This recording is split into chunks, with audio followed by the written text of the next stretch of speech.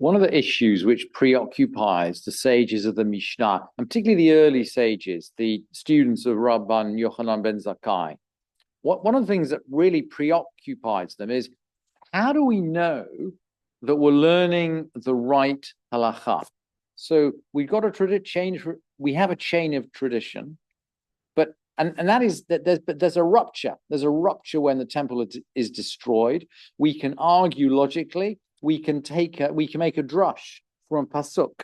So there are different ways we can learn, but which of them really takes precedence, and how do we know that we're learning the right halakhah? And we're going to close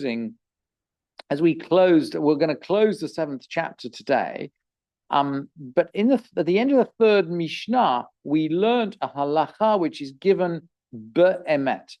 Be'emet, yemei hazava v'imei hesker shel mitzura hare elu olimno. In truth, be'emet. The days, if a Nazir has an emission, or if he gets tzara'at, actually, and he's shut away for those days, actually those days count for him as part of his period of Nazirut. And the expression be'emet, in truth, refers to a halakhah l'Moshe mi Sinai, or at least that is what the Rambam in his commentary there says. It's a halakhah which we receive from tradition, and it's not logical, and it's not learned out from a pasuk. It's purely from tradition. And the final Mishnah of the 7th chapter, and we've always said that the last Mishnah in the chapter is always very significant. The final Mishnah is going to learn halakhah, it's actually not very relevant to Nazir at all, but it is going to explore this question about where halakhah comes from and how do we know we're learning the right halakhah. So we've learned the set of, can I say, defilements. We've learned already in the 7th chapter how much of a dead body a Nazir has to come into contact with to make him liable for purification, for shaving for purification. This is now not shaving at the end of his Nazirut, and bringing a sacrifice to the temple. So we've learned the different categories of tumah as far as contact with a dead body is concerned for a Nazir. And Rabbi Eliezer is now going to just try to make some logical deductions. So he's going to take a different approach. This is not halakhah mi Sinai. This is logic.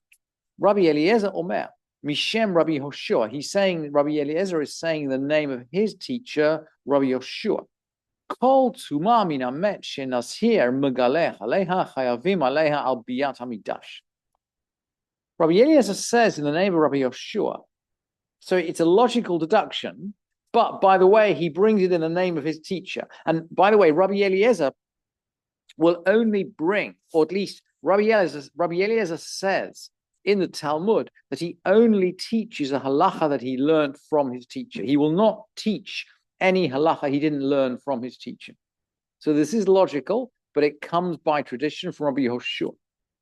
And the halakhah he teaches is that kol tumat min hamet she'anazir megalech aleha, any defilement by a corpse for which a Nazir must shave, someone is also liable for if they have that defilement and enter the sanctuary.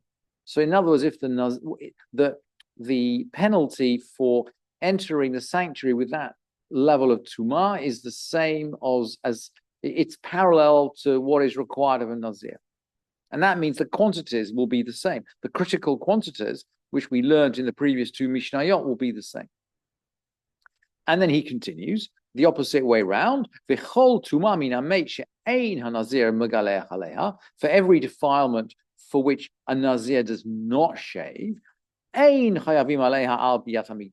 one is not liable if entering the sanctuary. So in other words, the status of tumah for entering the sanctuary is exactly the same as it is for the Nazir. And this is a problem for Rabbi Meir. Amar Rabbi Meir lo tehezu kala min hasheret. Rabbi Meir said, look, it shouldn't be less serious than a sheretz. And Rabbi Meir knows, by the way, that in the categories of Tumah and Tahara that are brought at the beginning of Vayikra, which, by the way, they define what is required to bring a chatat.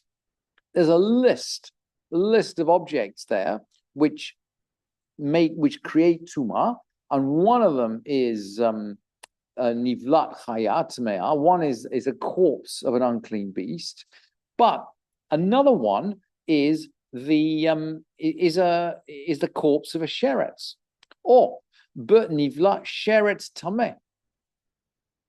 So Rabbi Meir is pointing out that in terms of the he's saying to Rabbi Meir is saying to Rabbi Eliezer, look, this doesn't make sense because you've articulated a scale of values based on the scale of values which we create for the Nazir. But the Nazir, by the way, is not liable at all for the sheretz, for the dead creepy crawly, but we know that in other situations we are. So Rabbi Akiva is now going to pitch in. Amar Rabbi Akiva, Danti lifnei Rabbi Eliezer. There is a version of this Mishnah which is Rabbi Elazar, but our text is definitely Rabbi Eliezer. So Rabbi Akiva said, Danti, I argued. So he's now using logical argument. He's not using tradition. Danti lifnei Rabbi Eliezer ma im etzem ki surah she'eino metamet hadam ba'ahel hanazir magaleach al maga'o ve'al masa'o. Rabbi Akiva said, look, I argued that if a Nazir shaves on touching or carrying a barley corn's bulk of bone, a tiny, tiny, tiny quantity of bone, which doesn't defile a person via a tent, doesn't defile a person a la tent, revi'it dam shehu mutamet adam ba'ahel eino din shehe nazir magaleach al maga'a ve'al masa'a.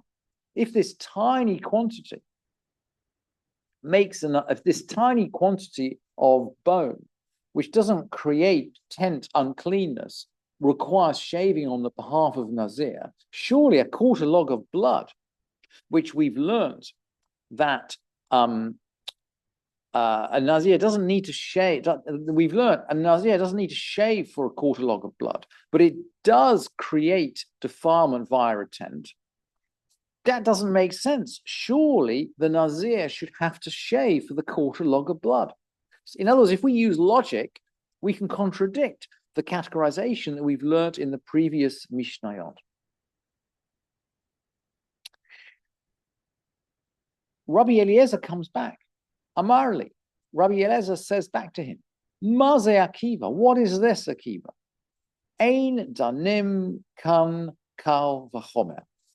Akiva, my colleague, we don't make a kal v'chomer argument here. We don't argue, if you like, logically from one penalty to another penalty. We can't make hierarchies of categories and draw halakhah out of those.